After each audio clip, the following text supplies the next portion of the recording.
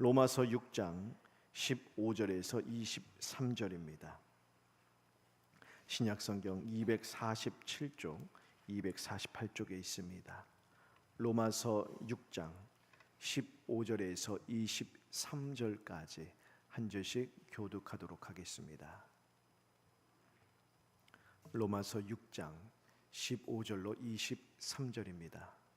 그런즉 어찌하리요? 우리가 법 아래 있지 아니하고 은혜 아래에 있으니 죄를 지으리요? 그럴 수 없느니라.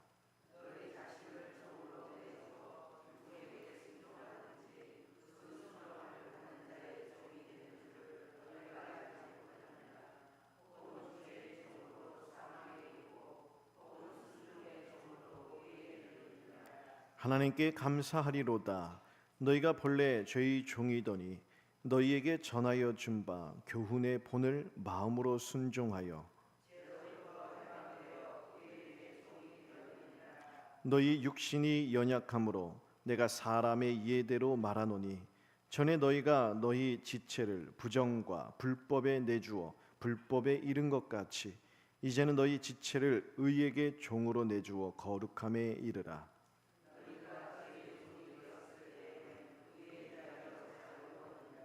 너희가 그때 무슨 열매를 얻었느냐?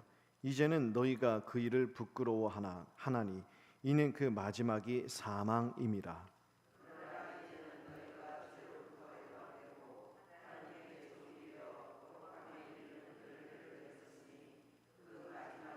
함께 읽겠습니다. 죄의 삭은 사망이요 하나님의 은사는 그리스도 예수 우리 주 안에 있는 영생이니라. 아멘. 오늘 본문에서 사도 바울은 그리스도의 복음으로 말미암아 구원에 이른 그런 성도가 하나님이 기뻐하시는 거룩함을 위하여서 끊임없이 애쓰며 살아가야 한다라는 그런 이야기를 하고 있습니다. 오늘 15절과 16절에 보시면 그런즉 어찌하리요? 그런즉 어제의 말씀에 이어지는 것이죠. 죄에 대하여 죽고 의에 대하여 살았으니 그런즉 우리가 어찌하리요? 은혜 아래 있으니 죄를 계속 지으리요? 그럴 수 없다. 그렇게 이야기하죠. 16절에 죄의 종으로 말미암아 사망에 이르고 순종의 종으로 의에 이르느니라. 이전에는 우리가 죄의 종이었어요. 그래서 우리가 하는 모든 것들이 다 하나님의 그 진노를 쌓아가는 일들밖에 안 되었다는 것이죠. 죄와 허물로 죽어있는 상태였다. 하지만 이제는 그리스도의 대속의 은혜로 말미암아 하나님께 더하여 산자가 되었다. 하나님께 더하여 산자가 되었다라는 것은 은혜의 보좌 앞에 담대히 나아갈 수 있는 살 길이 열렸기 때문에 하나님이 기뻐하시는 삶, 하나님의 의에 이르는 삶, 그리스도 예수를 닮아가는 삶을 살 수 있게 되었다는 것이죠. 그렇다고 해서 어제 우리가 살펴본 바 우리가 의의 종이 되었다고 우리가 뭐 죄를 하나도 안 짓는 것은 아니라 그랬지요. 여전히 우리 안에 죄의 그 죽을 몸이 남겨져 있습니다. 죄악된 그런 본성의 뿌리가 깊이 남겨져 있기 때문에 매일같이 이 본성과 또 우리 안에 심겨져 있는 새로운 본성이다 말씀드렸죠. 예수 그리스도를 믿어 구원받은 성도는 우리 안에 성령이 임하심으로 말미암아 새로운 본성이 심겨집니다. 새로운 본성이 뭐냐? 예수 그리스도의 본성이에요. 하나님 자녀의 본성이에요. 하나님께서 우리를 아담을 지으셨을 때 하나님의 형상으로 지으셨잖아요. 그런데 죄를 지음으로 말미암아 잃어버렸던 그러한 본성, 즉 하나님을 닮아가는 그런 새로운 사랑의 원리가 우리 가운데 심겨졌다는 거예요. 이 두 본성이 있으니 어떻게 하겠습니까? 매일같이 싸우는 거예요. 서로 하나가 될 수 없습니다. 공존할 수가 없어요.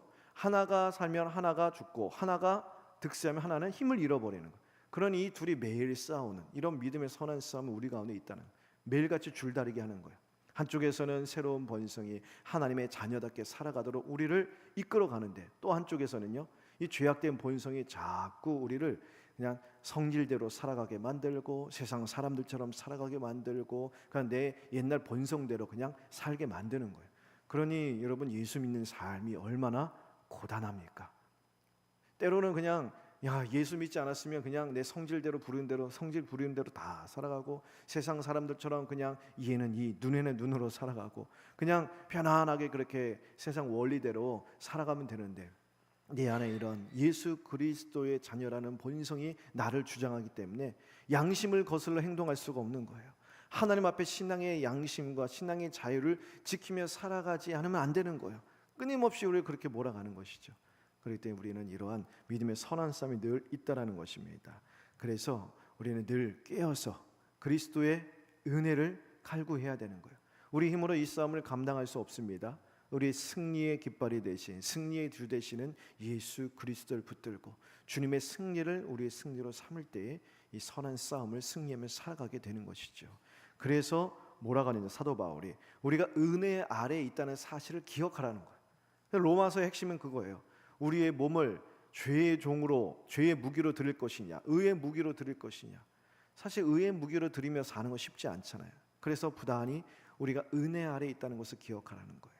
하나님의 은혜로 말미암아 산다는 사실을 기억하여서 그 은혜를 더욱더 붙들 때 그 은혜가 강한 죄를 이기게 된다는 거예요. 강한 우리 육신의 소욕을 이기게 된다는 거예요. 그래서 계속 이런 죄를 이어게 하는 것이요, 하나님의 은혜로 말미암아 하나님의 자녀가 된 이 사실을 계속해서 우리에게 각인시켜 주고 있는 것입니다. 16절에 다시 보면 사람이 죄에게 순종하면 죄의 종으로서 결국 죄의 힘과 권세의 결과인 사망에 이르게 된다. 하지만 하나님께 순종하면 은혜의 결과인 의에 이르게 된다라고 이야기하죠. 누구에게 순종하잖아요. 그러면 거기에 그 순종하는 대상의 힘과 권세에 구속되게 되어 있다라는 거예요. 근데 우리 안에 이 죄와 하나님의 은혜는 서로 상존, 같이 존재할 수 있는 것이 아니라는 거예요. 서로 상극이기 때문에 한쪽에게 순종하면 한쪽에게서 떠나게 되어 있다는 것이죠. 그렇게 우리가 죄인 되었을 때에 그리스도께서 십자가에 흘리신 그 보혈로 우리가 죄에서 자유롭게 되어 하나님의 자녀가 된 이 구원의 은혜를 잊지 않고 그 은혜를 기억하여서 그 은혜로 말미암아 계속해서 하나님께 순종하며 하나님의 의에 이르는 길로 나아가야 된다라고 가르치고 있는 것이죠. 17절과 18절에 보면 또 계속 반복합니다. 신자는 본래 죄의 종이었습니다. 그런데 복음으로 말미암아 하나님께 순종하여 의의 종이 되었다. 자, 뭐예요? 종이에요. 여전히 우리의 신분은 종입니다. 그런데 순종하는 대상이 바뀐 거예요. 이전에는요, 죄의 종이에요.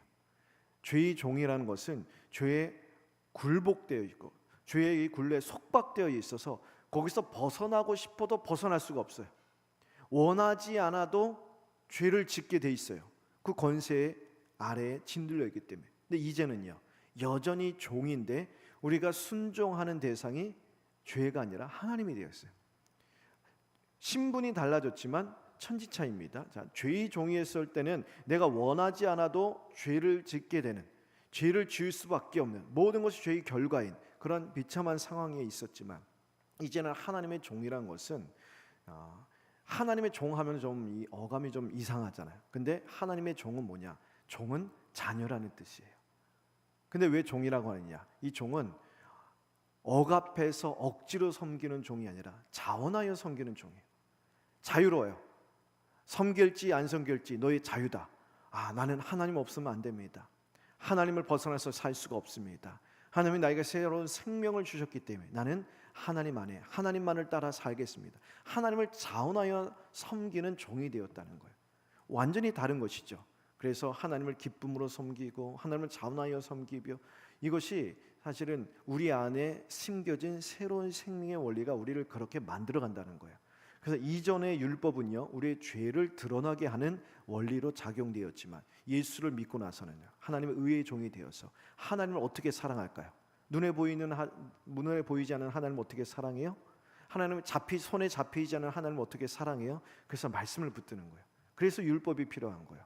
하나님의 말씀을 통하여 하나님이 이런 분이시구나, 우리가 이렇게 살아가라고 말씀해 주시는구나, 내가 하나님을 사랑하고 하나님의 은혜를 받은 백성답게 내가 하나님과 함께 이렇게 동행하며 살아야 되겠다 해서 말씀을 통하여 하나님이 기뻐하시는 길을 우리가 깨닫고 하나님이 기뻐하시는 삶을 살아가며 하나님의 영광스러운 이름을 드높이는, 하나님을 영화롭게 하는 삶을 살아가는 거예요. 이것이 의의 종이 되었다라는 것이죠.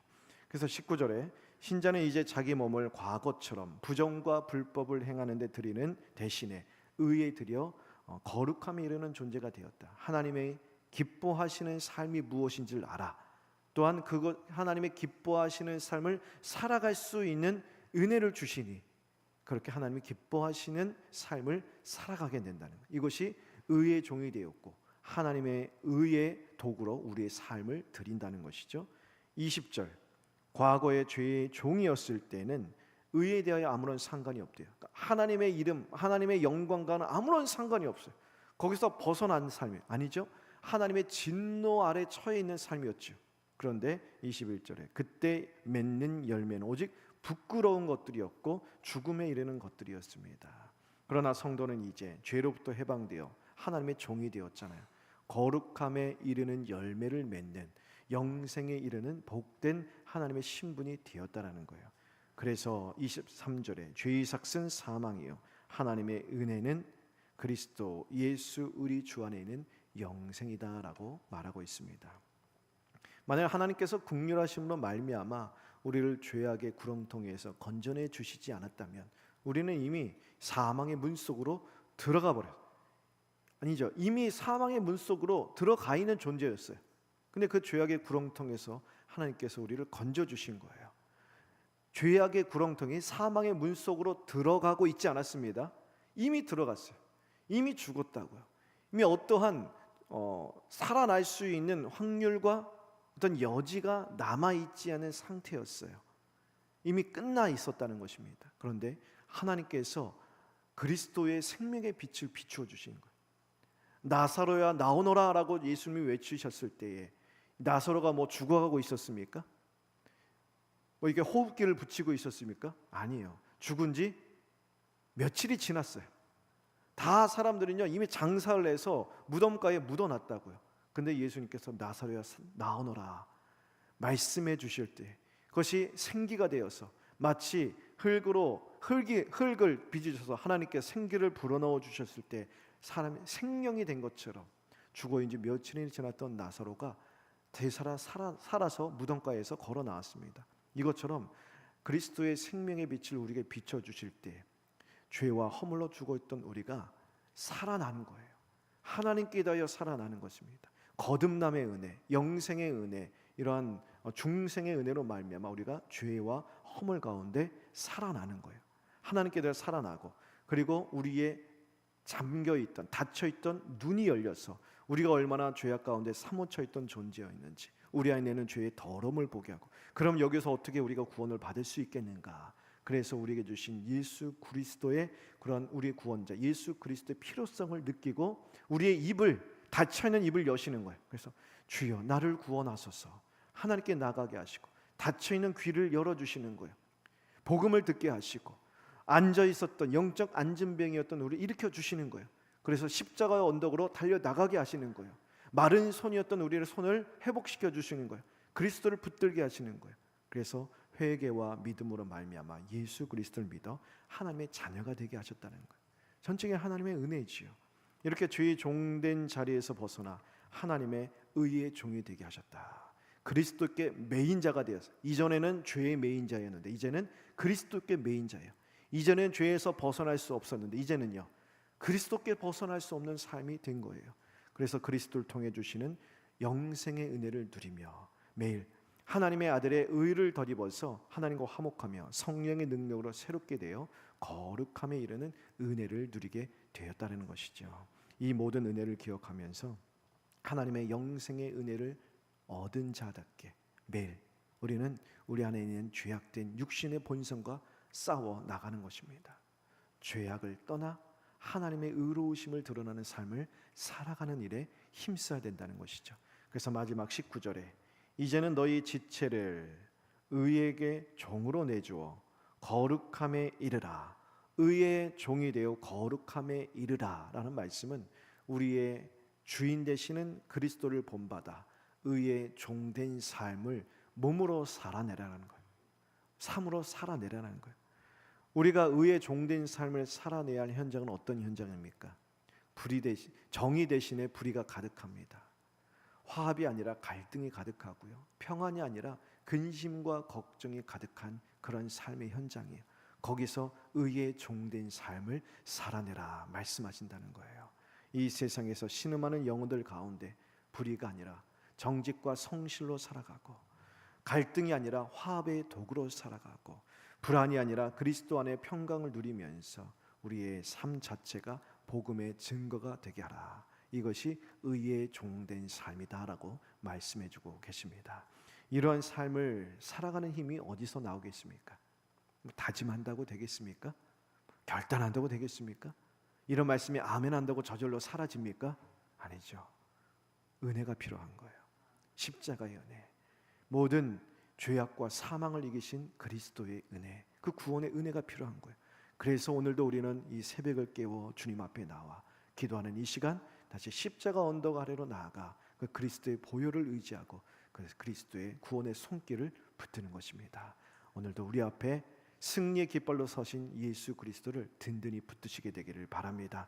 구원의 기쁨과 회복을 감격하셔서 그 구원의 기쁨과 감격을 회복하셔서 오늘도 더욱 거룩함을 사모하며 거룩함의 정진을 이루어가는 삶이 되기를 바랍니다. 하루하루 삶 속에서 주님과 동행하시며 작은 일에도 순종으로 반응하시고 감사 기쁨으로 열매 맺으면서 우리를 의의 종으로 불러주신 주님의 부르심에 합당하게 의의 종된 삶을 우리 몸으로 살아내는 데 힘쓰는 저와 여러분 되기를 간절히 바랍니다.